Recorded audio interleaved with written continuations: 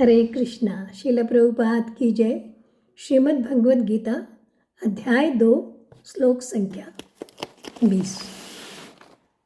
न जायते म्रियते वा कदाचिन् नायं भूत्वा भविता वा न भूयः अजो नित्यः शाश्वतोऽयं पुराणो न हन्यते हन्यमाने शरीरे। भगवान यहाँ अर्जुन से कह रहे हैं कि आत्मा के लिए किसी भी काल में न तो जन्म है न मृत्यु है। वह न तो कभी जन्मा है न जन्म लेता है और न जन्म लेगा। वह अजन्मा है, नित्य है, शाश्वत तथा पुरातन है।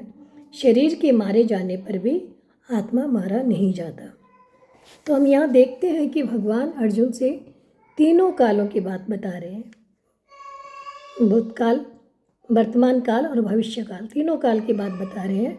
आत्मा का जो अस्तित्व है उसके बारे में बता रहे हैं कि तीनों ही काल में न तो आत्मा ने कभी भविष्य में ऐसा हुआ कि जन्म लिया और आत्मा मारा गया, न वर्तमान में कभी ऐसा होता है हो रहा है कि आत्मा जन्म ले रहा है या आत्मा मर रहा है, न भविष्य में कभी ऐसा होगा कि आत्मा को कोई मार सका या मारा गया और आत्मा का फिर से जन्म होगा।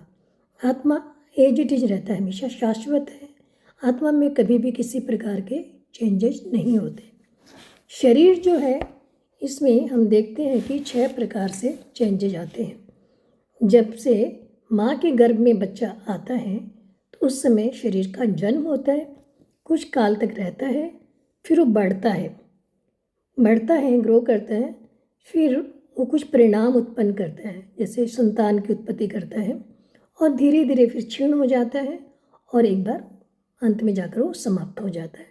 इस तरह से 6 प्रकार के चेंजेस शरीर में हमेशा होते रहते हैं, परंतु आत्मा में ऐसा कोई भी चेंजेस नहीं होता।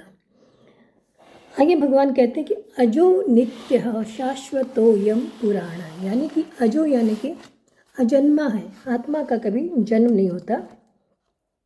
नित्य यानी आत्मा जो नित्य निरंतर एक जैसा रहता है, इसमें कभी कोई परिवर्तन नहीं होता और न ये घटता है न बढ़ता है, एज इट इज रहता है। शाश्वत यानी कि नित्य एक जैसा रहता है, ये इसमें बदलने की योग्यता ही नहीं है, बदलता ही नहीं है। पुराण यानी कि ये इतना पुराना है कि कभी पैदा ही नहीं हुआ, इसके उत्पन्न होने का भी कोई पता ही नहीं चलता कि कब आत्मा आया। तो ये अति पुराण आदि है, कब से है पता नहीं।